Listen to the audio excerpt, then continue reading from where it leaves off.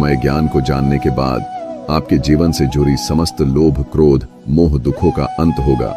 मित्रों, भगवान श्री कृष्ण कहते हैं, कभी भी किस व्यक्ति को गरुड़ पुराण की बातों को आधा अधूरा नहीं सुनना चाहिए, क्योंकि आधा अधूरा ज्ञान हमेशा विष के समान होता है। इसीलिए मित्रों, आपसे यही आग्रह है, आप इस वीडियो को बिना स्किप किए अंत तक जरूर देखिए। साथ ही इस वीडियो को एक लाइक करके चैनल को अवश्य सब्सक्राइब कर लीजिए। और हाँ दोस्तों, कमेंट बॉक्स में जय श्री कृष्ण लिखकर ईश्वर को आप अपना आभार व्यक्त जरूर कर दीजिए। इससे आपके जीवन से सभी दुखों का अंत होगा। आइए दोस्तों, जानते हैं, गरुड़ पुराण में श्री कृष्ण ने बताया है कि हर मनुष्य के जीवन में जो भी कुछ होता है वह जन्म पहले से तय होता है, उसे कोई टाल नहीं सकता है। दोस्तों, गरुड़ पुराण हमें जन्म मरण से लेकर वर्तमान जीवन कैसे जिए, यह सभी चीजों के बारे में सिखाते हैं। आइए दोस्तों, आज हम एक कथा के माध्यम से जानते हैं कि हमारा भाग्य जन्म से पहले लिखा जाता है या जन्म के बाद। जो गरुड़ पुराण स्कंद पुराण के द्वारा बताया गया है, जो श्री कृष्ण ने स्वयं नारद बतलाया था, आज हम उन्हीं कथा जानेंगे। मित्रों, एक समय की बात है, द्वारका नगरी में दिन श्री कृष्ण अपने दिव्य आसन पे बैठे हुए थे। तभी देवर श्री नारद नारायण नारायण का जाप करते हुए उनके पास पहुंचते हैं और उन्होंने प्रणाम करके और बोले, है प्रभु, आप त्रिकालदर्शी हैं। मैंने सुना हूं कि जो जीव मनुष्य जन्म लेता है, क्या उसका भाग्य पहले से लिखा होता है? है प्रभु, मैं जानना चाहता हूं कि मनुष्य के साथ जो कुछ घटना घटित होता है वह उसके जन्म से पहले तय होता है या वह पिछले जन्म का भोग भोगता है?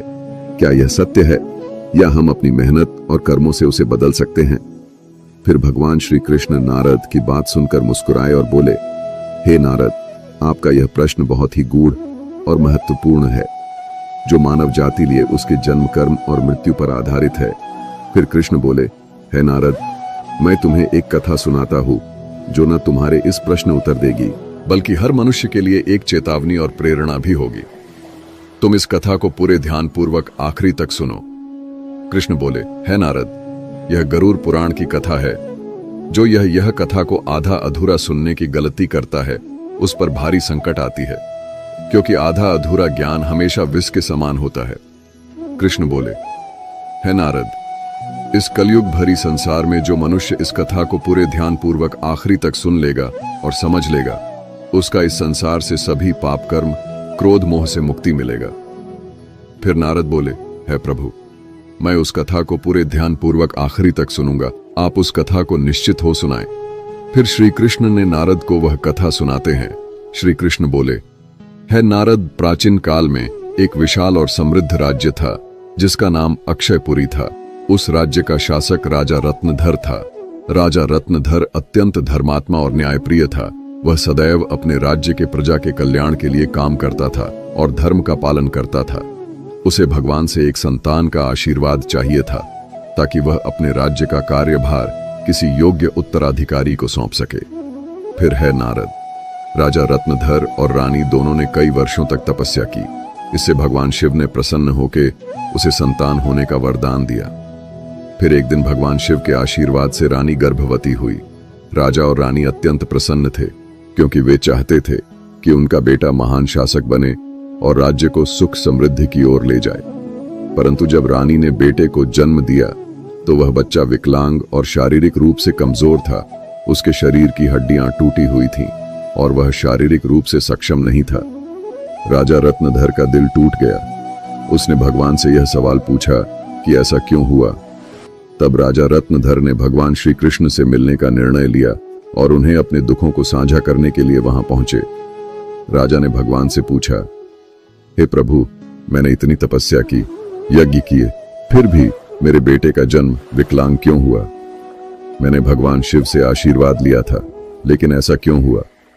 क्या यह मेरे भाग्य में पहले से लिखा हुआ था? फिर श्री कृष्ण मुस्कुराए और कहा, हे राजा, तुम सही कहते हो कि तुम्हारा पुत्र विकलांग जन्मा है। क्या तुम जानते हो कि तुम्हारे पुत्र का जन्म इस प्रकार क्यों हुआ है? यह तुम्हारे द्वारा किए गए पूर्व जन्मों के कर्मों का फल है। यह तुम्हारे पिछले जन्म के कर्मों का परिणाम है, जो तुम्हारे भाग्य में लिखा हुआ था। लेकिन इसका कारण यह नहीं है कि तुम्हारा भाग्य पहले से निर्धारित था। यह घटना तुम्हारे और तुम्हारे बेटे के कर्मों का फल है, जो उसके पिछले जन्मों से जुड़ा हुआ है। राजा ने आश्चर्यचकित होते हुए पूछा, हे प्रभु, क्या भाग्य वास्तव में पहले से लिखा होता है? श्री कृष्ण ने कहा, जन्म, मृत्यु और जीवन के उतार चढ़ाव पहले से निर्धारित होते हैं, लेकिन हम जो कर्म करते हैं वह हमारे भाग्य को बदल सकते हैं। जिस दिन तुम्हारे बेटे का जन्म हुआ था, उस दिन तुमने एक विशेष संतान का वरदान प्राप्त किया था, लेकिन उस संतान को चुनौतियां मिलना जरूरी था ताकि वह अपने जीवन में धैर्य, साहस और पराक्रम को विकसित कर सके।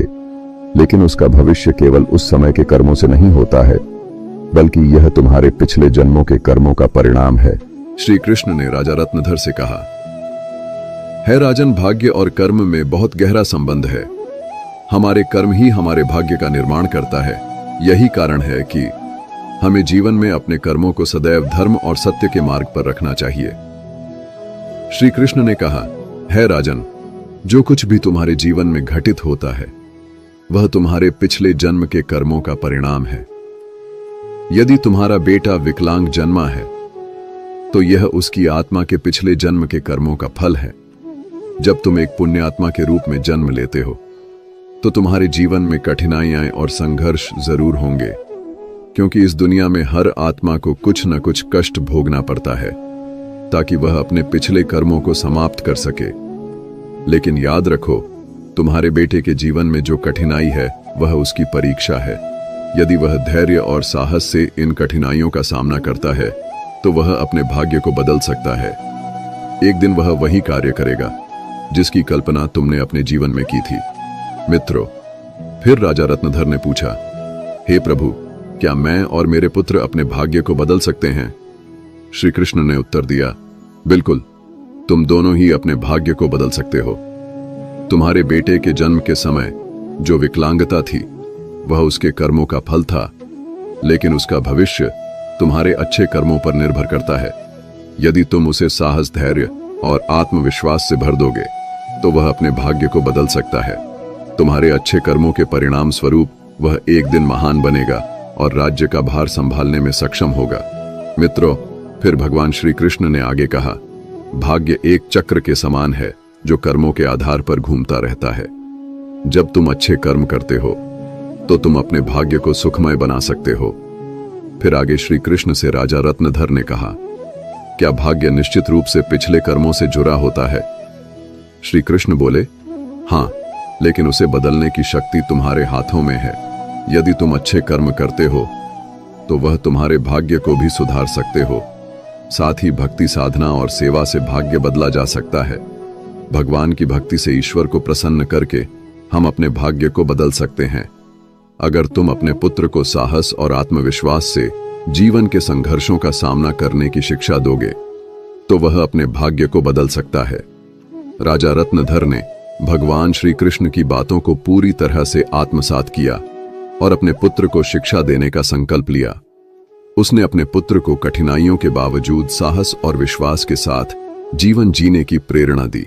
समय के साथ उस विकलांग पुत्र ने अपनी आत्मविश्वास और कठिनाई से लड़ते हुए समाज में महत्वपूर्ण स्थान प्राप्त किया।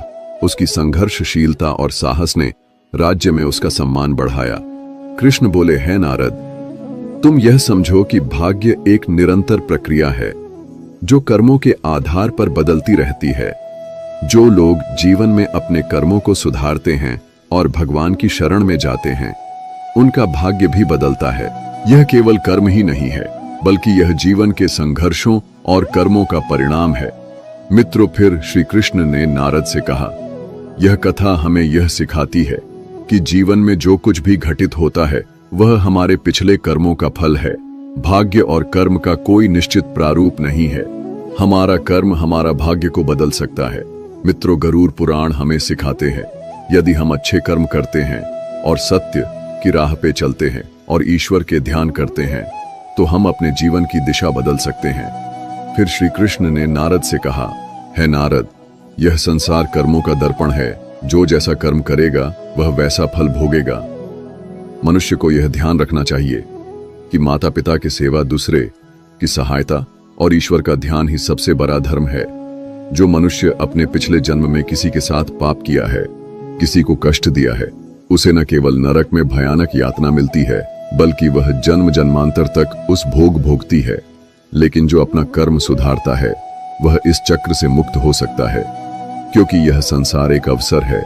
धर्म, सेवा, सत्य ही मनुष्य का जीवन है। मनुष्य के यह समझना चाहिए कि मृत्यु के बाद के उसके अच्छे कर्म ही साथ जाते हैं। मित्रों, यह कथा हमें यह सिखाती है कि हमारे भाग्य पिछले कर्मों का फल है। हर पाप का दंड, हर पुण्य का फल निश्चित होता है मनुष्य, तुम अपने कर्मों पर ध्यान दो, स्वार्थ, पाप और अहंकार को त्यागो, धर्म, सत्य और सेवा को अपनाओ, क्योंकि यही जीवन का सबसे बड़ा सत्य मार्ग है। मित्रों, श्री कृष्ण ने इस प्रकार नारद को गरुड़ पुराण की रहस्य को बताया। मित्रों, भाग्य निश्चित रूप से जन्म से पहले लिखा जाता है, लेकिन हम अपने जीवन के संघर्ष, सत्य, धर्म और ईश्वर की भक्ति से हम अपने भाग्य को बदल सकते हैं। मित्रों, गरुड़ पुराण में भाग्य का लेखा जोखा और कर्मों के बारे में उल्लेख मिलता है। पर दोस्तों, मनुष्य अपने कर्मों, संघर्ष और ईश्वर की भक्ति से हम अपने जीवन को बदल सकते हैं। मित्रों, गरुड़ पुराण हमें सिखाते हैं कि जीवन एक बोया हुआ खेत की तरह है। मनुष्य खेत में जो बीज बोते हैं वही फल मिलता प्राप्त होता है। उसी प्रकार मनुष्य अपने जीवन में जो कर्म करते हैं उसका अगले जन्म में उसी रूप से फल भोगता है। इसलिए दोस्तों, गरुड़ पुराण में श्री कृष्ण कहते हैं कि जब मनुष्य का जन्म होता है तो उसके पिछले कर्मों के आधार पर उसका भाग्य उसके जन्म से पहले लिखा जाता है, और उस मनुष्य के साथ वही होता है जो उसके जन्म से पहले उसके भाग्य में लिखा हुआ है, जिसे कोई टाल नहीं सकता है। परंतु सत्य, धर्म और सेवा से ईश्वर को प्रसन्न कर हम अपने भाग्य को बदल सकते हैं। हिंदू धर्म का सबसे बड़ा धर्म ग्रंथ गरुड़ पुराण है, जिसमें मनुष्य के जीवन, मृत्यु और भाग्य कर्मों के बारे विस्तार रूप से बताया गया है। यह पुराण हिंदू धर्म के 18 महापुराणों में से एक है, और इस पुराण में जन्म, मरण से पुनर्जन्म, कर्म और आत्मा के मार्ग के बारे में पूरे विस्तार से बताया गया है। दोस्तों, गरुड़ पुराण के अनुसार मनुष्य का भाग्य उसके पिछले कर्मों निर्भर करता है। गरुड़ पुराण, जो विष्णु पुराणों के प्रमुख ग्रंथ में से एक है, यह पुराण जीवन के रहस्यों और मानव के कर्मफल के बारे में बताया गया है। गरुड़ पुराण में श्री कृष्ण को साक्षात भगवान विष्णु के अवतार माने जाते हैं।